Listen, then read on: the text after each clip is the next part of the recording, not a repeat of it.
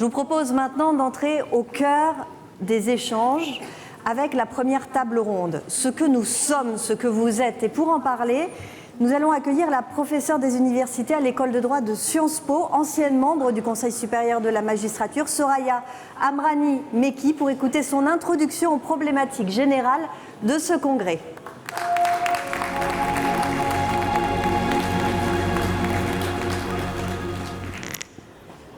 Monsieur le Président, Monsieur le Premier ministre, Mesdames et Messieurs pris en vos grades et qualités, je tiens tout d'abord à vous remercier très chaleureusement pour l'honneur qui m'est fait d'intervenir aujourd'hui et de réaliser cette introduction sur le « nous », sachant que pour moi, c'est plutôt le « vous », puisqu'évidemment, je ne suis pas commissaire de justice, je suis professeur agrégé des facultés de droit, et donc c'est un regard extérieur que je vais maintenant porter sur la profession. On peut commencer par se demander pourquoi se poser la question ici et maintenant. Il y a, me semble-t-il, une raison qui est propre aux commissaires de justice et une autre qui est plutôt commune à différentes professions réglementées notamment.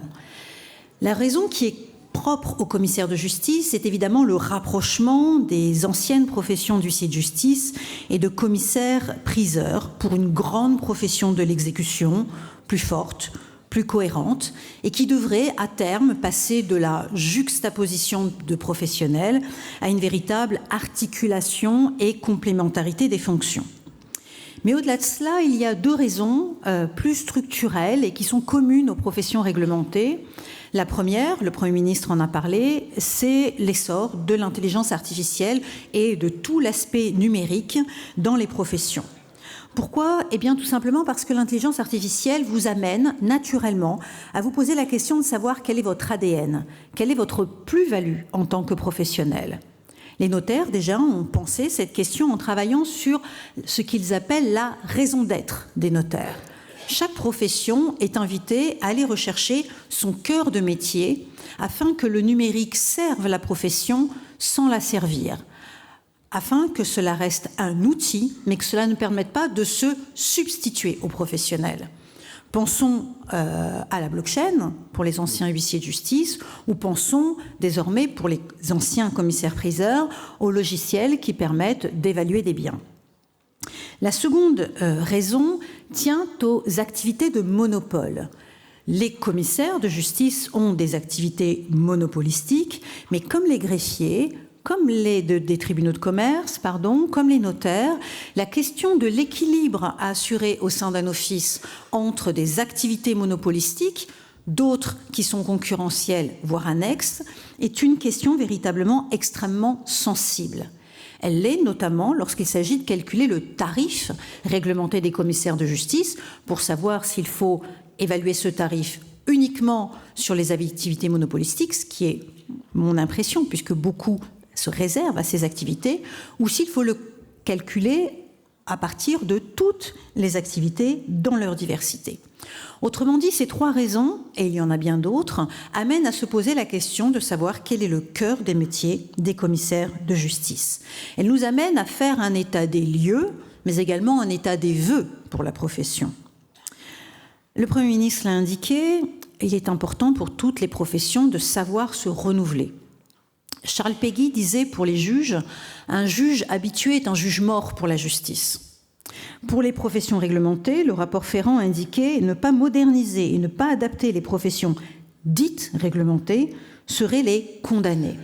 Autrement dit, il faut pouvoir penser cette belle profession, essayer de la dessiner, c'est un peu comme ça que j'ai pris cette mission, dessine-moi un commissaire de justice, et il me semble que cela doit être fait en deux temps qui s'articulent, me semble-t-il, parfaitement. Parce que le « nous » peut se conjuguer au pluriel comme au singulier. Il nous amène à envisager la profession de commissaire de justice, le « nous », à partir de la diversité des professionnels qui le composent. Mais elle invite également à envisager le « nous » au singulier pour rechercher quel est le cœur de la profession. Et donc, cela nous amène à envisager l'unité de la profession. Diversité des professionnels et unité de la profession. Commençons par la diversité des professionnels. si je faisais un constat, sans jeu de mots évidemment, je partirais du principe qu'il y a une grande diversité dans la profession, mais surtout au préalable que c'est une profession très mal connue, méconnue. Et malheureusement, après une enquête un peu empirique, et je remercie tous les commissaires de justice qui ont bien voulu me répondre, on s'aperçoit assez rapidement que pendant longtemps, on est arrivé à la profession un peu par hasard, au gré d'une rencontre, d'un forum des métiers, d'un parent d'une amie qui a offert un stage. Et je crois que l'objectif important de la profession, c'est de dire, comme le dit une célèbre publicité, « Vous ne viendrez plus chez nous par hasard ». Pour cela, il faut dépasser les stéréotypes. Et ces stéréotypes ont la vie dure, que ce soit pour les ex-huissiers de justice ou les commissaires-priseurs. Pour les huissiers de justice, l'image d'Épinal est assez négative. Alors évidemment, je pourrais vous parler des films Dupont-la-Joie ou Les Trois Frères des Inconnus, ce serait un peu facile, on pourrait revenir à Balzac, Flaubert, Baudelaire. Mais plus scientifiquement, une étude sociologique dans les années 2000 avait identifié l'image de l'huissier de justice comme un homme relativement âgé, peu disponible, inhumain, renfermé, froid, inflexible et très cher. Alors évidemment, la question aujourd'hui, c'est de se dire comment renverser cette image, d'autant plus que, et je pense que c'est un point extrêmement important, il est parfaitement révélé dans l'étude qu'il y a tendance à confondre la profession et le professionnel, la mission et la personne. Et c'est ce qui fait qu'on ne voit plus l'homme derrière la fonction et que parfois, il y aura une master desk dessus, vous pouvez vous sentir en insécurité. Je ne veux faire peur à personne, mais il est vrai que certains huissiers de justice faisant des significations d'actes à des personnes peu recommandables ont vu leur vie en danger. Je note 3 meurtres quand même dans les dom-toms en l'espace de 3 ans. À côté de cela, une image plutôt positive des commissaires-priseurs. Image positive, mais peut-être un peu déformée, me dit-on. Image positive parce qu'on le réduit à sa fonction de vente aux enchères d'œuvres d'art et on l'imagine lui-même un peu artiste. Et on imagine entrer dans la profession avec son cœur d'artiste. Là où on pourra être amené à inventorier des biens suite à une faillite d'usine et vendre des machines agricoles. Cette cartographie et ces images un peu déformées et déformantes doivent nous amener à dépasser ce constat et aller rechercher la diversité dans la profession qui est toujours une grande richesse. Et l'on voit très rapidement qu'il y a à la fois une diversité de personnes parmi vous et une diversité d'activités. Diversité de personnes, diversité de genre et diversité sociale. Diversité de genre, il est loin le temps où la revue des huissiers de 1948 félicitait cette bonne dame Planchin d'avoir eu tellement de courage à embrasser la fonction d'huissier de justice.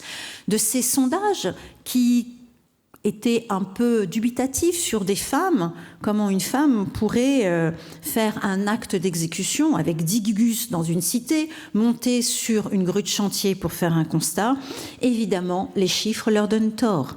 De 2% de la profession en 1970, elles sont passées à 19% en 2000 et représentent aujourd'hui 61% des moins de 30 ans.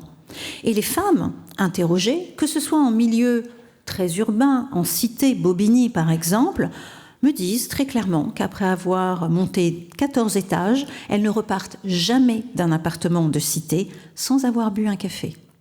Que les femmes, commissaires de justice en milieu rural, me disent parfois une personne un peu tendue dans une ferme me dit « si ça avait été votre associé homme, j'aurais sorti la bonbonne de gaz », je cite. On voit bien que le rapport et la différence de présentation et de rapport à l'autre est une grande richesse. Et je crois qu'il faut féliciter la Chambre nationale d'avoir signé la charte de la parité en espérant que la diversité de la profession sur le terrain se reflète désormais au sein des instances. Diversité sociale ensuite. Si pendant longtemps, la profession a été une profession qui, comme beaucoup d'officiers publics et ministériels, a été un peu héréditaire et un peu statique, on voit aujourd'hui une grande diversité, incitée par la loi Macron, évidemment, peut-être un peu trop, et il faut se féliciter de la proposition de l'autorité de la concurrence, de passer désormais à 5 ans les temps de période pour réévaluer les besoins de la profession. Aujourd'hui, et le passage du niveau licence à master a montré des évolutions, Le niveau social, la diversité sociale des acteurs de la profession est très importante. Il faut se féliciter que la Chambre nationale déploie des efforts pour faire des conventions de partenariat avec les universités, souhaite développer des masters de commissaires de justice et souhaite aussi recourir à des écoles de commerce, à des grandes écoles entrepreneuriales, pourquoi pas demain à Sciences Po, pour former les prochains commissaires de justice. Pourquoi ce besoin de diversifier ? Eh bien, tout simplement parce qu'il existe aussi une grande diversité d'activités. Vous le savez, activités exercées à titre individuel, en société, société civile professionnelle, société commerciale, société pluriprofessionnelle, pas seulement entre huissiers de justice et commissaires-priseurs, mais avec d'autres professionnels réglementés éventuellement. Une grande diversité d'activités. Évidemment, vous pensez tout de suite à la diversité d'activités entre ex-huissiers de justice et ex-commissaires-priseurs. Mais il y a aussi une grande diversité d'activités entre les missions monopolistiques, les missions concurrentielles et les missions annexes. Et c'était extraordinaire de réaliser qu'on a eu ici, sur les activités monopolistiques, une grande évolution. L'heure n'est plus à attendre que les actes viennent à vous. Ce que l'on a qualifié en sociologie la routinisation de la prestation marchande. Et malheureusement, la période Covid qui a pu faire des dégâts et où on a observé des faillites d'office a été largement liée à une vision trop statique et classique de la profession. Aujourd'hui, la profession sait se renouveler et l'on voit, même dans des pures activités monopolistiques, une grande activité, une grande démarche, osons le mot, ce n'est pas un gros mot, une démarche entrepreneuriale.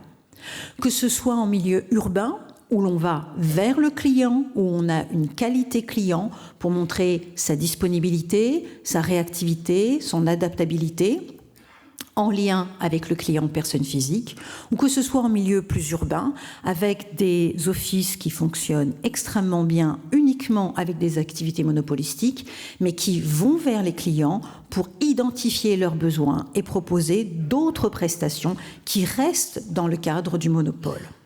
On le voit donc, de grandes activités extrêmement différentes qui amènent à construire un commissaire de justice augmenté et qui, par cette augmentation, suppose d'aller vers un développement des professions, de la formation continue, des fonctions support, une manière de revisiter la fonction, ce qui amène évidemment à revisiter l'école également. Mais à travers cette diversité, on voit apparaître une unité, le nous au singulier, ce qui fait corps, ce qui fait ciment, ce qui fait l'ADN d'une profession.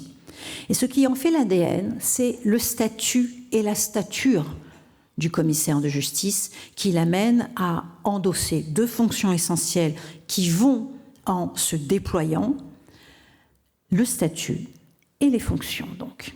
Le statut d'abord parce que le commissaire de justice est un officier public et ministériel. Titulaire d'une office, il n'est ni fonctionnaire, ni totalement, purement et simplement entrepreneur. Public, il est délégataire de la puissance publique et peut authentifier des actes, voire délivrer des titres exécutoires. Et ministériel parce qu'il a un ministère délégué par le juge, ce qui suppose être très exigeant, une expertise juridique pointue, une compétence technique aiguisée, mais surtout une éthique absolument irréprochable. Parce que le commissaire de justice va porter deux services publics, deux services au public. Un service de l'efficacité par la sécurité qu'il offre en tant que tiers de confiance et, on vous l'a dit, un service de proximité. Ce service de l'efficacité est extrêmement important parce qu'il est un rouage de la société indispensable, une cheville ouvrière. La Cour européenne des droits de l'homme n'a-t-elle pas reconnu le commissaire de justice comme un garant de l'état de droit ? Il sécurise les transactions. Tiers de confiance pour l'exécution, pour l'établissement de la preuve, pour les inventaires. On a plutôt tendance à lui confier des activités, même non monopolistiques, du fait de sa qualité de tiers de confiance. Et c'est ce qui permet de déployer son activité, de lui ouvrir les locaux, les meubles, les parties publiques des immeubles également. Service public de proximité également, c'est extrêmement important. La profession de commissaire de justice est l'une des très rares à offrir un maillage territorial. Ce maillage territorial, c'est aussi ce qui sème le ciment de la profession. Il faut se féliciter de la contribution au maintien dans ce maillage territorial parce que c'est ce qui fait votre force. Dans une société éclatée, en plein bouleversement aujourd'hui, dans une société fracturée, vous êtes également un ciment social. Ce qui vous amène à faire un travail de terrain et vous asseoir comme profession humaine où le lien avec l'autre est absolument indispensable. Et d'ailleurs, tous ceux que j'ai pu interroger, qu'ils soient ex-commissaires-priseurs ou ex-huissiers de justice, insistent tous sur l'attrait de la profession, le travail de terrain, le lien avec l'autre, quel qu'il soit, personne physique, même personne morale. Mais tout cela n'est possible que si vous gardez une ossature forte. Et cette ossature forte ne peut être que votre déontologie. Comme toutes les professions, la déontologie est votre ossature. C'est la morale de la profession en action. Ce qui vous oblige dans votre vie publique, professionnelle, comme dans votre vie privée. Ce qui vous oblige au-delà des règles légales, ce qui vous oblige au-delà des règles d'incompatibilité pour questionner au cas par cas les éventuelles apparences de liens d'intérêt, de partialité, ou de dépendance. Ces obligations déontologiques sont très importantes et je crois qu'il y en a deux sur lesquelles j'aimerais beaucoup insister aujourd'hui. D'abord, la prudence. Le tiers de confiance, la sécurité que vous apportez, doit vous amener à une certaine prudence. Et à lire le rapport de votre collège de déontologie, on le voit notamment dans le dernier rapport sur deux aspects, l'établissement de constats faits à la suite d'enregistrements sauvages ou le déploiement des conventions de partenariat qui ne doivent pas passer outre l'obligation de tarifer vos actes. La deuxième obligation très importante est celle d'humanité. L'idée de proportion.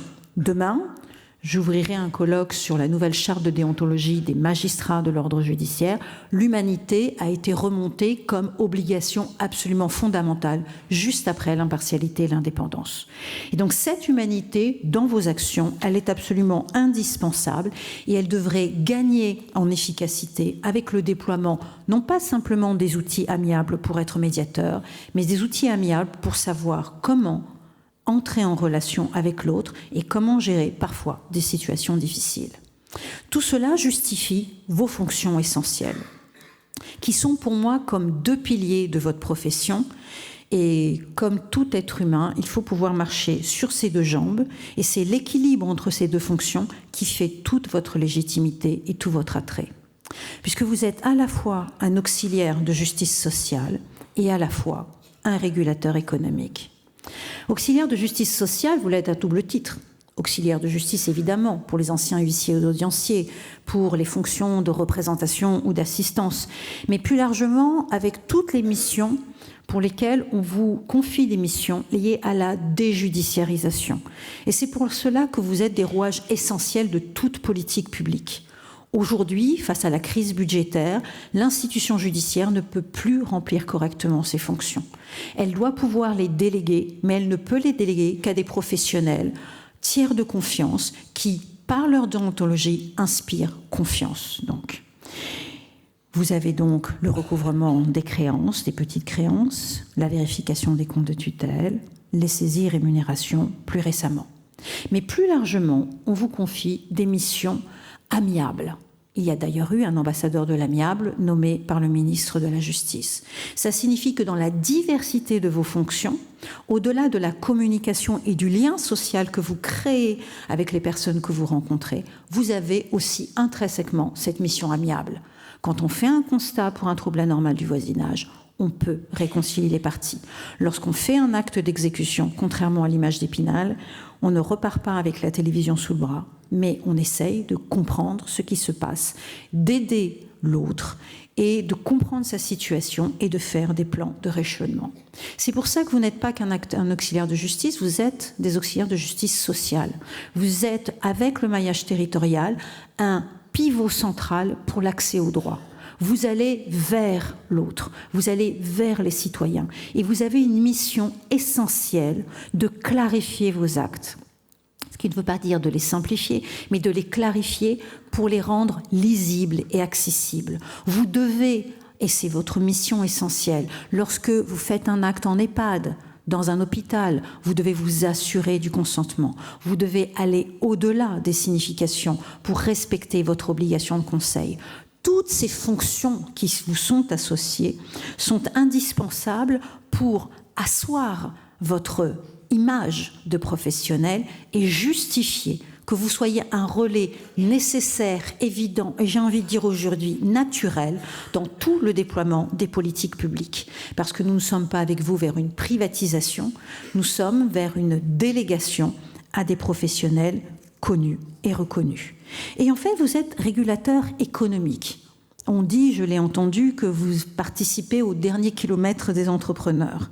Vous êtes là pour assurer l'efficacité économique. Je vous rappelle que dans le classement de la Banque mondiale, le taux de recouvrement, l'enforcement, est un critère, un indicateur pour pouvoir développer les relations économiques avec les États.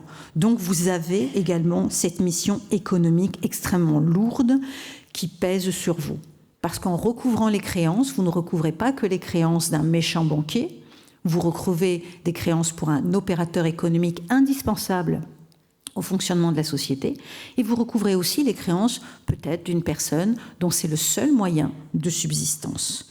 Ces fonctions-là sont absolument essentielles et vont aussi justifier de votre part des obligations de vigilance, un rôle en matière de lutte contre le blanchiment et la fraude, on l'a dit.